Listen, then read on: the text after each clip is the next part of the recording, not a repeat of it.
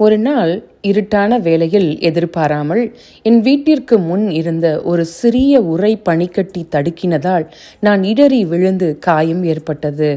போதிய வெளிச்சம் இருந்திருந்தால் இடறிவில்லாமல் தடுத்திருந்திருக்க கூடும் என்று என் வீட்டார் சொன்னபோது என் நினைவுக்கு வந்த 2 வசனங்கள் மத்தேயு 4:15, மத்தேயு 5:14.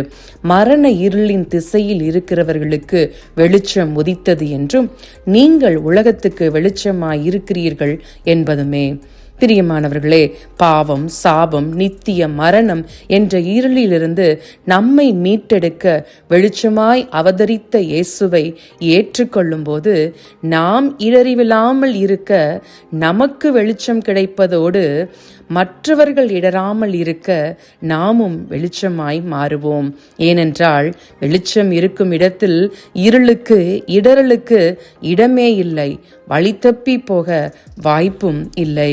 இன்று நாம் இருக்கும் சூழ்நிலைகள் எப்பேற்பட்ட இருளாக இருந்தாலும், நாம் விழுந்தாலும் சோர்ந்தாலும் கர்த்தர் வெளிச்சமாகி நாம் மீண்டும் எழுந்து நடக்கச் செய்ய வல்லமையுள்ளவராயிருக்கிறார்.